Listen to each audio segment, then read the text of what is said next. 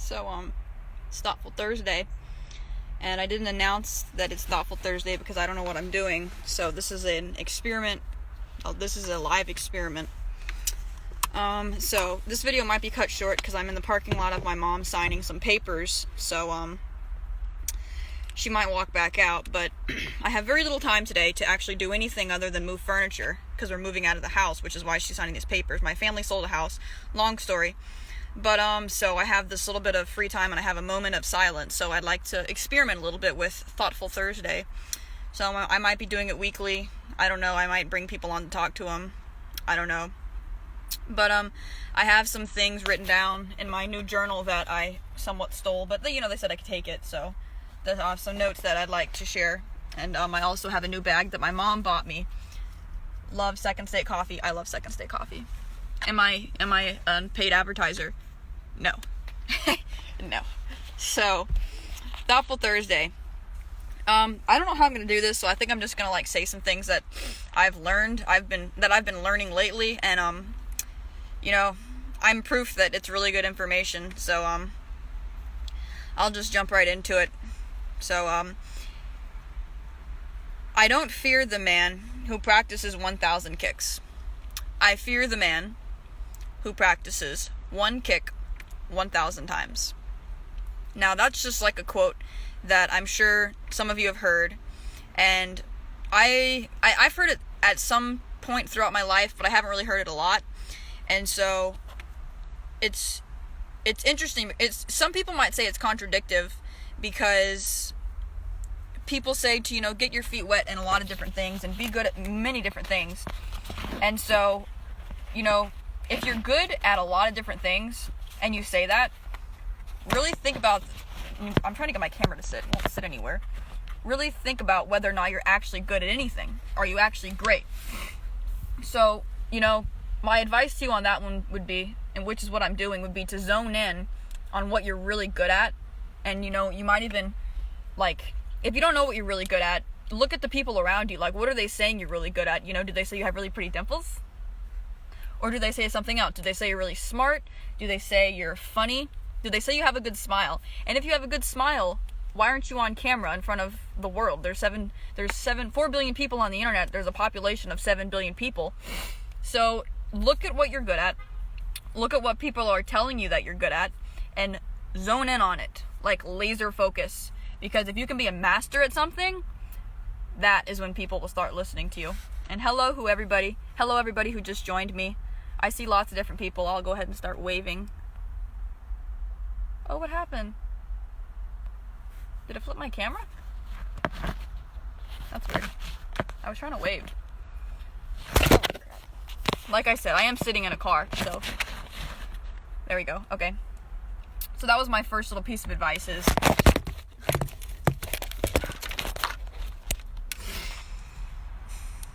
live content.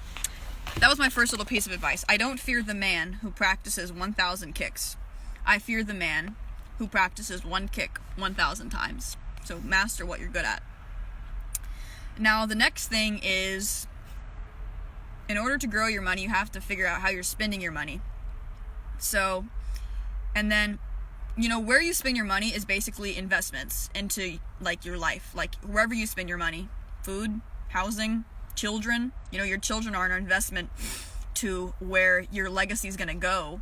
So your money's an investment. And the biggest advice that I've learned lately about investing your money is only invest in things that do not invest in things that rust, rot, or deteriorate. Now, things that rust, rot, and deteriorate are things like shoes. They're going to be trashed as soon as you walk out of the shoe store. Cars, as soon as you drive a car off the lot, it's half the value. I don't know if that's factually proven, but the value of a car once it's not new is shit. And things like coffee, people spend so much money on coffee. That coffee is not valuable. It doesn't bring any value to you. So spending your money, really think about things you can invest in that will better you and that don't rust, rot, or depreciate. That's something that Tai Lopez says a lot. I'm taking his 67 courses, his 67 steps. And even courses, courses will benefit you in the long run. If you take a course, it's not going to rust. A course is not going to rot, and it's not going to depreciate. It's actually going to appreciate your value. So that's something to consider. So don't invest in things that rust, rot, or depreciate. The next thing is, I just got a text from my friend. The next thing is, my biggest piece of advice would be to read 2 books a month to learn. Now, Tai Lopez reads 1 book a day, and that's, tough. But he has a different way of reading. So when you say read a book, who made the rule that you have to read a book from the front cover to the back cover? So when what he's taught me basically is that reading a book, you could read 1 page of a book or 1 chapter, read 1 chapter. So when he says he reads 1 book a day, I'm almost positive he doesn't mean he reads a book front to back cover every single day. When I get a book now, instead of, trying to make myself read a book all the way through, I'll look at the cover, look at the front, look at the back, then I'll read the chapters, see what the book's actually about, and then maybe I'll even, oh wow, crap. And so maybe then I'll even, why won't it let me type on here? Okay. So then, once I read the cover and read there we go. I just skim through the book. I read like a chapter. And some people will say, well, what if I'm missing something from the book? Well, while you're reading that chapter and then you go to the next book and read that chapter, then you're not losing any value because you're getting value from different books. So why bore yourself and just try to read a book all the way through when you can read a chapter, say, okay, I'm bored with this book, go to the next book, read a chapter from that book, and then you're constantly learning information that you're actually interested in. So it's like the opposite of a school system, which tries to teach you how to, a school system is so structured. Like, I don't know who's watching. I don't think I can tell who's watching right now.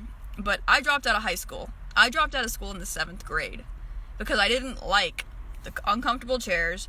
I didn't like the food they fed us. It was disgusting. And I didn't like the way that the teachers treated my friends. And so I dropped out of school in 7th grade. And I took it upon myself to not be uneducated. So I started teaching myself. And just read, read. It's in your own power how much you learn. Nobody can take away what you learn. So just read a lot. Read books, read articles, read your friends, listen to your friends, listen to people who are better than you.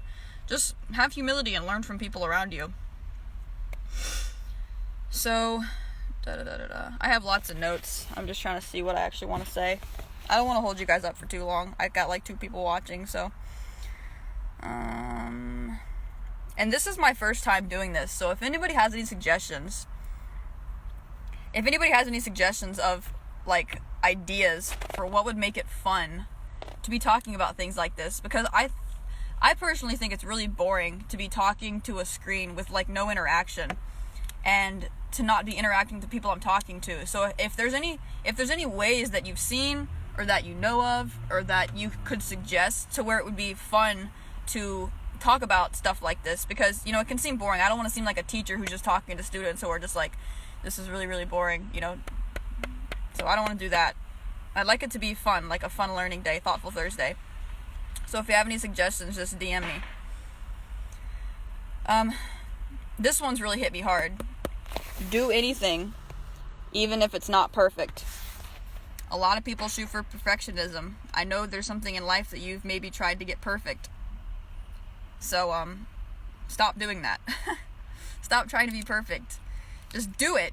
Once you do it, you will learn from doing it, and the knowledge you take from doing it will help you do it better the next time. So that's my advice to you with that. And I'm not like the most successful person in the world, and I'm only 20, so I'm still learning.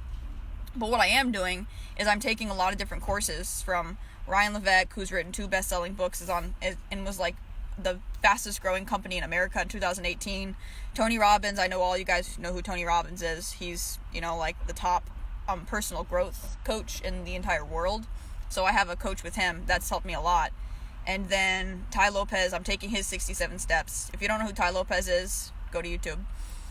And that might be it for now. I'm taking so many courses that I can't keep them straight. But, I'm learning different things. So what I'm telling you is not my opinion. It's things that I'm learning from people who are very successful. So don't listen to me, listen to them.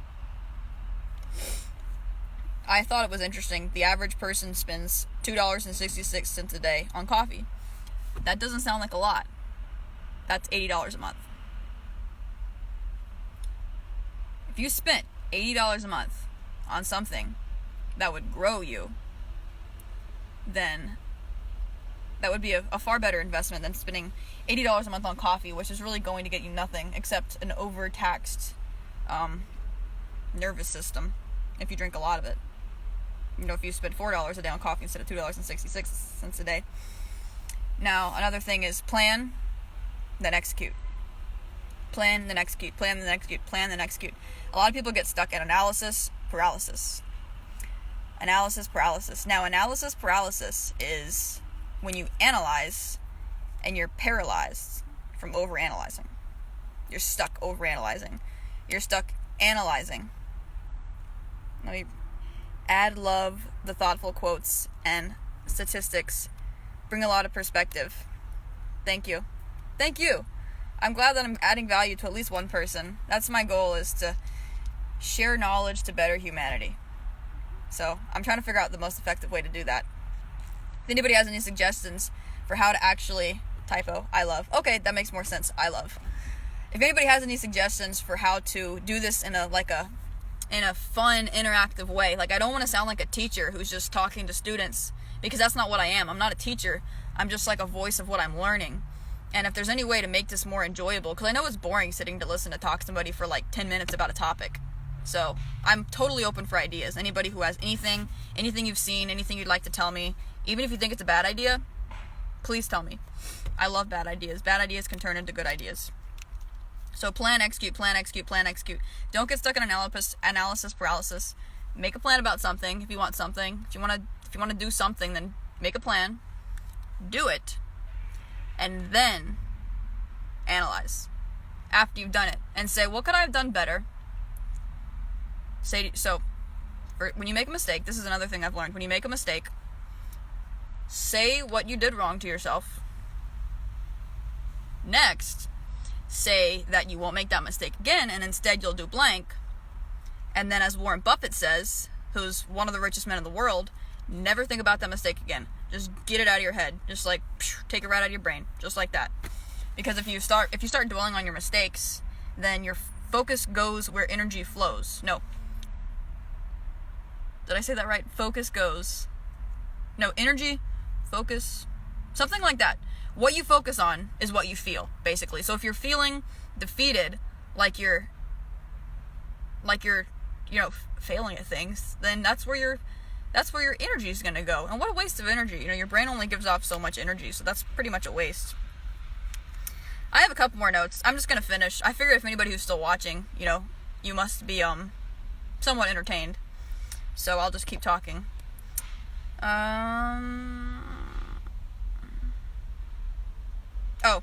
So when you ask people, what is the superpower you wish you had?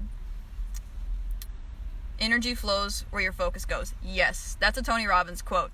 And I have it pinned up in my bathroom, because when you think about it and you think about your energy, what you think about, and you don't really think about that what you think about creates your life, if that makes sense.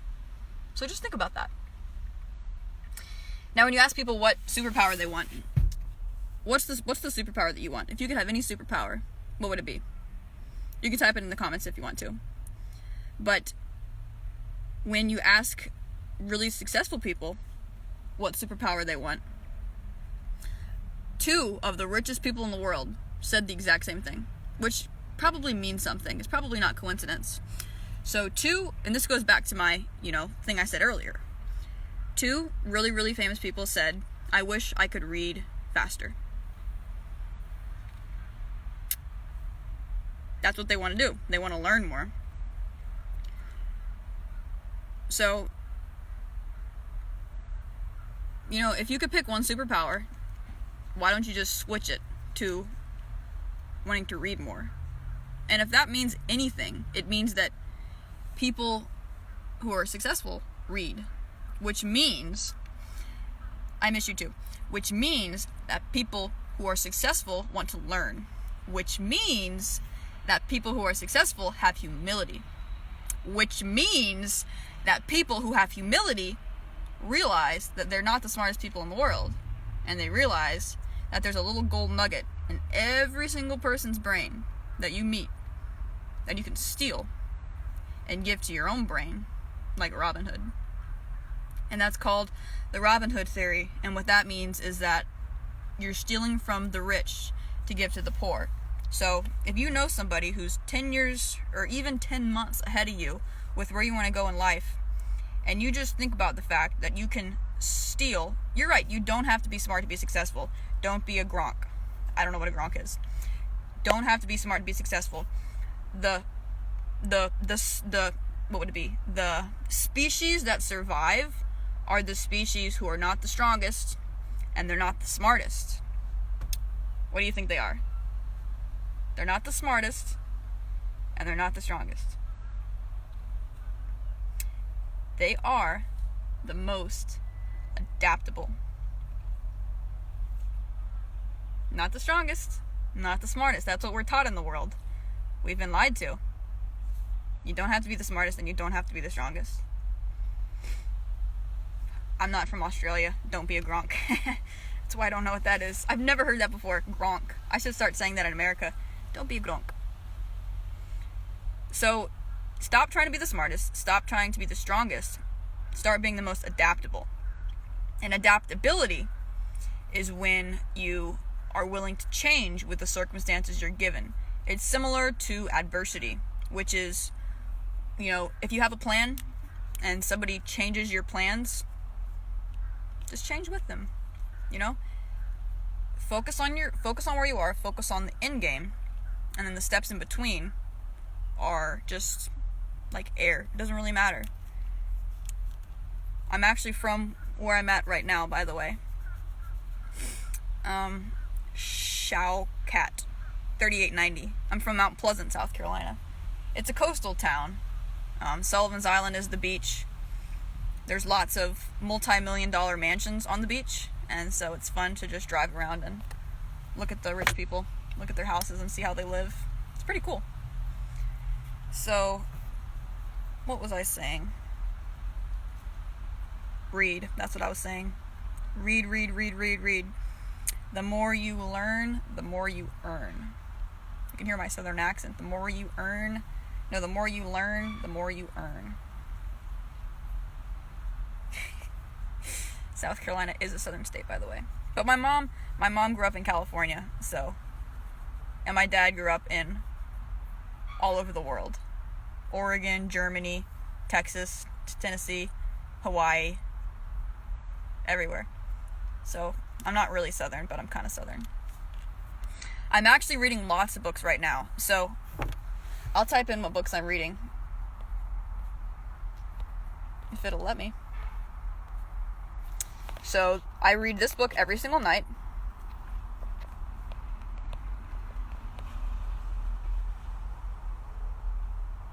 My aunt just pulled up. I might have to go. I read this book every single night. And I read one page every single night. This book will change your life. The Art of War. I read The Art of War every single night. That book is, thousands and thousands of years old, and it has war tactics. And if you apply those war tactics to your life, then that is where you really find some great stuff.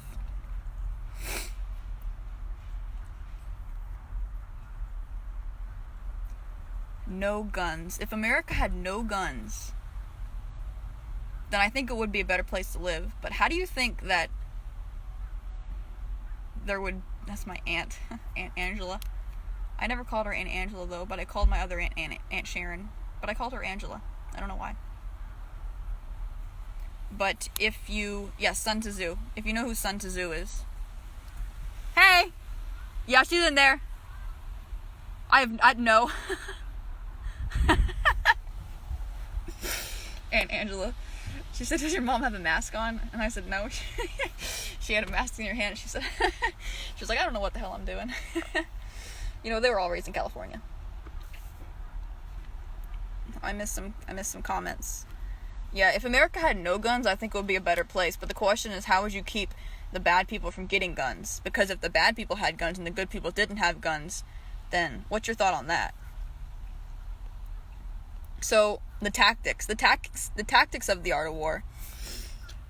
So, the book is for generals who run armies. And so, you know, you're a general of your own life. And, you know, say you're trying to, make money and become a millionaire. So, your enemy would be poverty. So, you can take tactics of it teaching skills to the leader and apply it to your own life. And then, you know, you have to use some abstract thinking. And some of it, like, you know, face on an eastern facing hill to where the sun rises so your camp is dry. That can be kind of like, well, how does that apply to my life? But really what it means is that if you're living somewhere and it's wet, then you will have disease. So, you know, maybe nowadays that's not as true, but drier climates are just better for humans in general. So it's just things like that. Like, you can apply anything to your life from something you've heard. You know, you have to be abstract and you have to really think about it, but there's something to learn from every single thing that you read. Sun Tzu. Thank you. I appreciate that. I always say his name wrong. You love hairy women. I do too. You know, they're the strongest people. Maybe not the strongest, but, you know, it takes a lot of courage to be yourself. Abolish weapons altogether. That's a good idea. But, you know, people can make weapons. Like, even kitchen knives can be weapons. So, I really think it's the mentality of who's holding the weapons that's the problem. And that's just the culture that, you know, we've created. Of people who are full of hate and discrimination.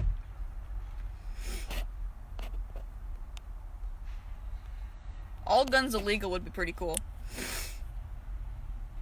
I've never shot a gun before. Surprising, right? South Carolina, you'd think I'd be like shooting rifles and killing deer and everything. Never been hunting, never shot a gun. I've shot a BB gun. I have a really good shot. I've shot a bow and arrow because I wanted to be like an Indian. And I've fished. I love fishing and I love eating fish, and, you know, I can gut a fish. It's not that bad. It stinks, but it's not that bad. I believe in arming good people with guns. My choice for me, I don't have a gun. I don't have a gun either. I have dogs. As if that's gonna help me. Body hair is a mark of intelligence. Did Einstein really say that? I know he was kind of a weirdo. He's an INTP. If you've ever heard of the Myers-Briggs personality test, it's really interesting. I'm an INTP. It's like, it makes up 3% of the population. And so what that means is I'm introverted, I'm intuitive, INT. I can't even remember what it means. I can't remember what the letters mean, but what it means is it's called the,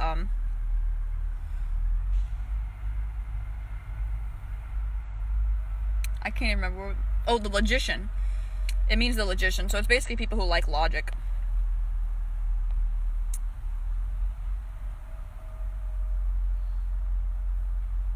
So yeah, I'll just wrap this up real quick. Being around the people that I've been around, I've noticed that my successful friends, or we'll call them my rich friends, enjoy problem solving far, far, far, far more than my poor friends. And you can just, you know, throughout your life, just kind of make little notes of like what your rich friends do versus what your poor friends do. And even just rich in, like, you know, love, happiness, rich in anything, versus your poor friends who are maybe poor in love. You know, they're hateful, they're sad. So I've noticed that my rich friends, they really like problem solving. They almost get excited when there's a problem. It's really weird. And so I've started kind of like, I've always been the type as a child to like see a problem and say, why would I fix that right now if I don't have to? And, you know, logically you would be like, well, you know, why would you? But I've noticed that with successful people, they love it. Like, they're salivating. You will be successful when you are problem solving. That is very, very true. They salivate at a problem. It's almost like it teaches them something, or it's like it gives them something. I don't know. It's strange. It's like they enjoy it. It's really weird. I am not a bird, but my spirit animal is actually a crow, which is strange. I've always been an owl, so something's changed inside me. I don't know if that's a good thing or not. The intentions of people with guns or any weapons that have a bad motive should not have them. I agree.